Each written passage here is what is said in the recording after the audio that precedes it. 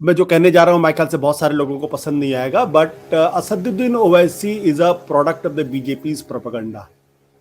जो monstrous level पे जो उनका उनका उनका जो प्रोजेक्शन है विजुअल मीडियम में, वो क्यों है? इसके पीछे एक पूरी पॉलिटिक्स है। आशुतोष जी, आप बड़े चैनल के एडिटर रहे हैं, अभी भी आप यूट्यूब पे मैं कहूंगी कि जो ये इमेज मेकिंग और ब्रेकिंग का जो पूरा बिजनेस है, आप इसे अच्छी तरीके से समझते हैं। अनुषा जिस बात को कह रही है, मैं उसी की तरफ लाना चाहती हूँ। ये कैसे होता है कि हम जिसे रातों रात कहते हैं, आम जनता उसे महीनों सालों में कहीं ना कहीं बदल रही होती है। ये भाजपा की जो पूरी कहानी है, क्या हम इस बात से इनकार कर दें कि जब लोकसभा चुनाव में उनको अच्छी भली जीत मिली तो वो एक तरह के बड़े कंटेंडर बन गए, या फिर वाकई इसको सीधे तौर पर हम ये कह सकते हैं, अनुषा ने कहा कि मीडिया ने बनाई हुई ये फिगर है। नरेंद्र मोदी को 2012 से बना रहा था मीडिया लगातार कि अगले प्रधानमंत्री होने जा रहे हैं। इसी तरीके से तेलंगाना में अचानक देखिए आप, पूरी कॉन्वर्सेशन बदल गई, पूरी बातचीत बदल गई। अचानक हुआ क्या?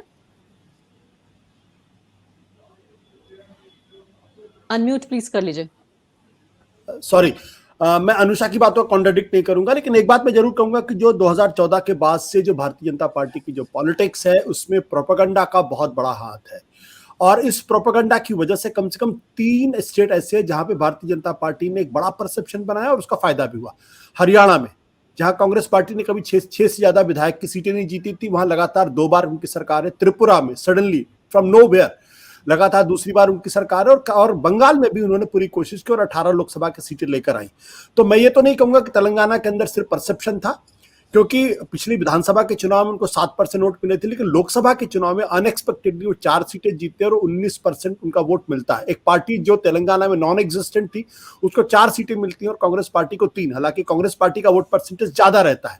तो कांग्रेस इस मामले में बहुत, बीजेपी इस मामले में बहुत माहिर है। और जब हैदराबाद का जो म्युनिसिपल इलेक्शन हुआ, वहां जिस तरीके से उन्होंने अपनी पूरी बटालियन उतारी, उससे भी एक परसेप्शन बना कि बीजेपी जो है वो तेलंगाना और आंध्रा के अंदर अपनी प्रेजेंस को मजबूत करना चाहता है। तो मैं ये नहीं कहूंगा कि भारतीय जनता पार्टी वहां पे नॉन एग्जिस्टेंट थी। भारतीय जनता पार्टी ने पिछले 2-3 सालों में बहुत कोशिश भी की थी, केसीआर को हेड ऑन लेने की भी कोशिश की, और वो सबसे बड़े अपोजिशन पार्टी के तौर पर लगातार केसीआर पर हमले कर रहे थे। जिस भाषा का इस्तेमाल कर रहे थे बंडी संजय कुमार या बाकी के लोग, वो भाषा एक्सेप्टेबल नहीं है, बट शायद वो उस भाषा ने उनको टॉकिंग पॉइंट्स दिए। जहां तक तेलंगाना का चुनाव का प्रश्न है, मेरा मानना यह है कि भारत जोड़ो यात्रा जो राहुल गांधी की थी, उसने बहुत मदद की। उसने इस परसेप्शन को खत्म कर दिया पूरी तरीके से कि तेलंगाना के अंदर कांग्रेस पार्टी नॉन एग्जिस्टेंट है। जिस तरीके से काडर निकल के आया, जिस तरीके से लोगों का उत्साह हुआ, और जिस तरीके से राहुल गांधी को लेकर लोगों में एक आकर्षण दिखाई पड़ा, वहां से एक माहौल बना। कर्नाटक के चुनाव ने उस माहौल को जबरदस्त तरीके से उसको उसमें मदद की। और ये लोग जो लोग 10 साल के एंटी इनकम्बेंसी से परेशान थे, उनको एक उम्मीद जगी। तो मुझे लगता है कि 10 साल की एंटी इनकम्बेंसी, राहुल गांधी की भारत जोड़ो यात्रा, कर्नाटक के अंदर भारी जीत, और कांग्रेस के काडर का यह विश्वास पैदा होना कि वो चुनाव लड़ सकते हैं और जीत भी सकते हैं। और उसके बाद एक यंग लीडरशिप उन्होंने खड़ी की रेवंत रेड्डी को लेकर। तो मुझे लगता है कि इन सब चीजों ने एक करिश्मा, मैं इस शब्द का इस्तेमाल करूंगा, एक करिश्मा कम से कम किया। और मुझे लगता है कि मैं इस पे कॉलम भी लिख रहा हूं कि 5 विधानसभा के चुनाव में अगर कांग्रेस पार्टी तेलंगाना के अंदर अगर जीतती है, तो अपने आप में इस चुनाव की सबसे बड़ी खबर वहां से निकल कर आएगी। और अगर नहीं भी जीतती है, फिर भी अगर वो जीत के करीब पहुंचती है, तो भी कांग्रेस पार्टी का जो रिसर्जेंस है वो अपने आप में सबसे बड़ी खबर होगी, इर्रेस्पेक्टिव चाहे छत्तीसगढ़ में जीते या मध्य प्रदेश में जीते या राजस्थान के अंदर जीते। क्योंकि यहां से अगर कांग्रेस पार्टी जीतती है, तो भारतीय जनता पार्टी के लिए दक्षिण के अंदर जो उनके रास्ते खुल गए थे, वो एक तरीके से काफी लंबे समय तक बंद हो सकते हैं। क्योंकि कर्नाटक की हार ने उनका मनोबल तोड़ दिया पूरी तरीके से, और अगर तेलंगाना में भी अगर वो सिंगल डिजिट में आ जाते हैं, तो भी उनका मनोबल टूटेगा। फिर वो एक पूरी तरीके से उत्तर भारत की पार्टी रह जाएगी, और जो अखिल भारतीय पार्टी होने का जो उनका अपना दावा है, उसको कम से कम वो उसमें एक बहुत बड़ी दरार पैदा करेगा।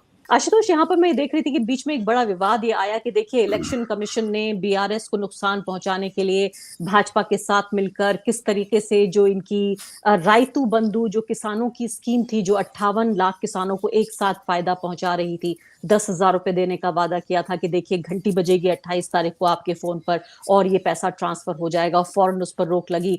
ये जो बात थी, मैं इस विवाद में ना पड़ के ये समझना चाहती हूँ कि ये पूरी जो इक्वेशन है, जिसमें ये कहा जा रहा है कि भाई बीआरएस और बीजेपी की एक फ्रेंडली फायर है, ताकि जो मुस्लिम वोट है उससे साधा जा सके, पूरा का पूरा मुस्लिम वोट अगर बीजेपी और केसीआर साथ आते तो वो शायद कांग्रेस पार्टी की तरफ चला जाता। इसको रोकने के लिए एक फ्रेंडली फायर बनाई जा रही है, एक झूठ मूठ की लड़ाई है। पहली बात तो आप इसको किस तरीके से समझते हैं? देखिए, मैं दो चीजों पर बिल्कुल मेरा यकीन नहीं होता। एक तो ये कि भारतीय जनता पार्टी बीआरएस के साथ कोई फ्रेंडली फाइट करती है या करने की कोशिश करती है। कभी कभी क्या होता है कि जब आदमी बहुत ज्यादा चतुर हो जाता है तो फिर वो ऐसी ऐसी गलतियां करता है, क्योंकि हमारे मीडिया ऐसा है जिसमें भारतीय जनता पार्टी की हर छोटी सी चीज जो है वो, जिसे कहते हैं ना कि चाणक्य नीति हो जाती है, और बाकी लोगों के बहुत अच्छे काम भी लोगों को लगते हैं तो बेवकूफी वाले काम है।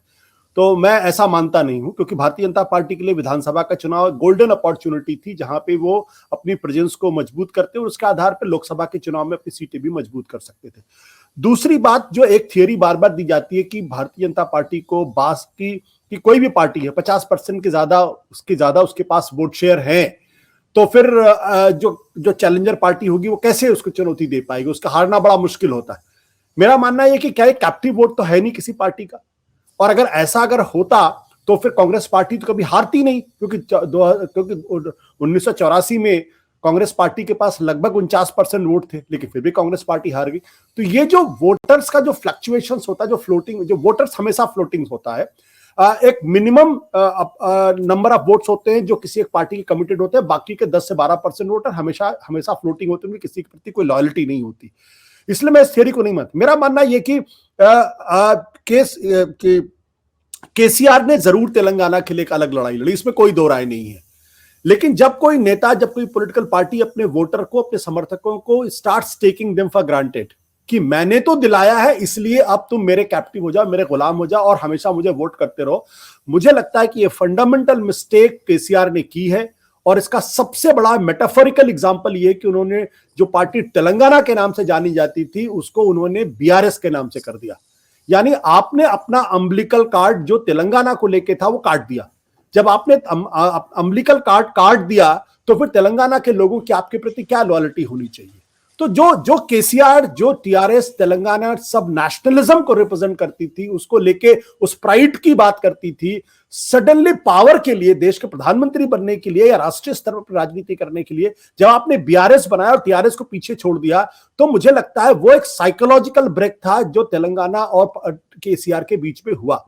लेकिन इस चुनाव में जो सबसे महत्वपूर्ण बात यह है वो ये है कि कांग्रेस का जो रिसर्जेंस है, जिसको हर आदमी अंडर एस्टिमेट कर रहा है, जिस कांग्रेस को लोगों ने पूरी तरीके से थ्योरेटिकली किनारे कर दिया था, वो जो कांग्रेस का रिसर्जेंस है, जब भी किसी पॉलिटिकल, और ये नहीं भूलना चाहिए कि आंध्र प्रदेश कांग्रेस पार्टी बहुत मजबूत रही। वाईएसआर रेड्डी लगातार 10 साल तक वहां के मुख्यमंत्री थे, और 2004 और 2009 में जो केंद्र में कांग्रेस की सरकार बनी थी, यूपीए वाली मनमोहन सिंह की सरकार थी, उसमें लगभग 30 सीटें इन्होंने दी थी और बनने में बड़ी मदद की थी।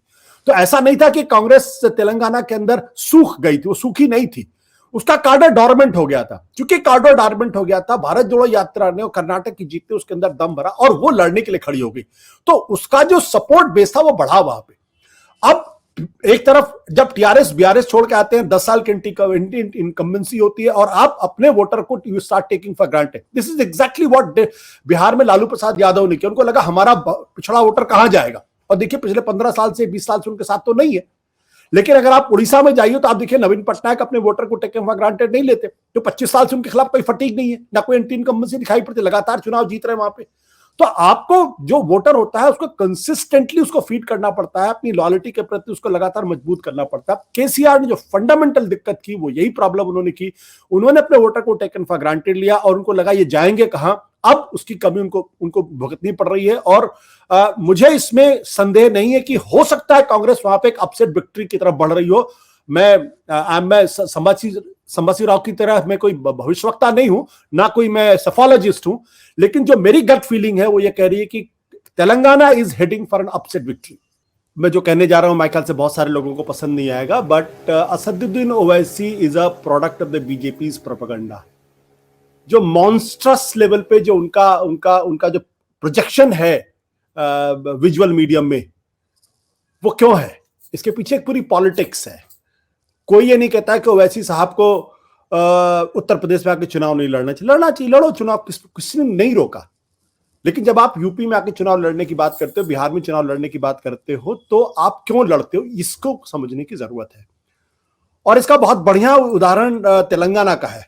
तेलंगाना में कितने परसेंट मुस्लिम्स हैं? 12.71%। 2018 में ओवैसी की पार्टी कितने परसेंट वोट मिले थे? 2.7%। 2014 में कितने परसेंट वोट मिला था? 3.4%। एक पॉलिटिकल पार्टी, एक नेता जो हिंदुस्तान के मुसलमानों का नेता बनने की बात करता है, वो अपने प्रदेश के अंदर 1/4 वोट भी लेकर नहीं आता है मुसलमानों को। फॉरगेट अबाउट मुसलमान।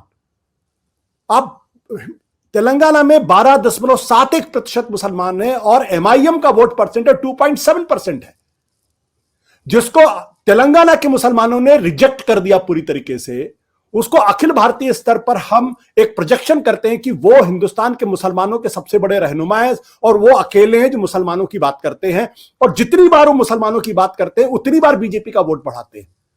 आज भी दिल्ली के सारे टीवी चैनल्स में रोज आपको एमआईएम का कोई ना कोई नुमाइंदा मिल जाएगा। रोज कभी अकबरुद्दीन ओवैसी की बात होगी, कभी किसी की बात होगी, और इनका एकमात्र काम यह कि ये सिर्फ कांग्रेस पार्टी, सेकुलर पार्टीज है, उनको ही सिर्फ ये गाली बकते हैं और किसी को नहीं बकते।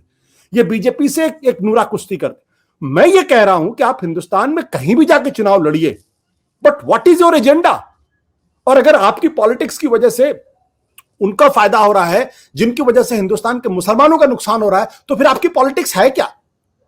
तो मैं बार बार इस बात को कह रहा हूं कि ये जो मॉन्स्ट्रस प्रोजेक्शन है ओवैसी का, ये एक सोची समझी रणनीति का हिस्सा है, और इसीलिए ओवैसी तेलंगाना के अंदर 119 सीटों पर चुनाव लड़ने की हिमाकत भी नहीं करते और हिम्मत भी नहीं करते, लेकिन बिहार में आके 25 सीटों पर चुनाव लड़ने की बात करते हैं, यूपी में 400 सीटों पर लड़ने की बात करते हैं, क्योंकि उनकी पॉलिटिक्स जो दिखाते हैं वो पॉलिटिक्स नहीं है। लेकिन उनकी बिहार में पॉलिटिक्स जीतते भी तो हैं आशुतोष जी, बिहार में जीतते भी तो वही कहते हैं हम लड़ेंगे नहीं तो जीतेंगे कैसे?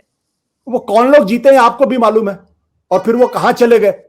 तो let's not be so innocent about his politics. मैं बार बार कहता हूं let's not be so innocent about his politics. I am not challenging his constitutional right to contest election anywhere in the country.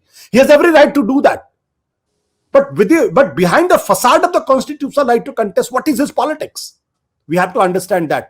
और जब तक वो नहीं समझेंगे, तब तक उनके और बीजेपी के बीच का जो रिश्ता है और उसकी वजह से जो बीजेपी को फायदा है, वो हम कभी समझ नहीं सकते हैं। कि मुस्लिम पॉलिटिक्स तो आजादी के पहले अल्लाह रखा खान साहब ने भी की थी ना, कि जब उन्होंने पाकिस्तान प्रस्ताव पारित किया और उसके बाद करीब 1 लाख से ज्यादा लोगों को दिल्ली में रैली की थी कि हम पाकिस्तान नहीं चाहिए, हमें हिंदुस्तान में रहना है। बट जो जिन्ना का जो विजुअल प्रोजेक्शन था, वो आज की तारीख में कोई अल्लाह रखा खान साहब को कोई नहीं जानता। अल्लाह रखा खान वो थे जिन्होंने अंग्रेजों का दिया हुआ तमगा वापस कर दिया और बाद में ही वॉज किल्ड। और ये आरोप लगता है कि जिन्ना के लोगों ने या मुस्लिम लीग के लोगों ने उनको मरवाया था। तो जो बात मैं कह रहा हूं कि 2.7% वोट होने के बावजूद भी जो मेटाफोरिकल प्रोजेक्शन है ओवैसी का, वो उनकी पॉलिटिक्स है। उनको भी मालूम है कि मुसलमान उनको एक सेकेंड लेकिन अगर 7 सीटें कॉन्टेस्ट करने के बाद अगर एमआईएम को 3% के करीब वोट मिलता है, तो आप सोचिए ना कि क्योंकि सारे 12% 13% सिर्फ हैदराबाद में तो मुसलमान नहीं है ना, तो सिर्फ 7 ही सीट कॉन्टेस्ट कर रहे हैं और 112 सीटें कॉन्टेस्ट नहीं कर रहे।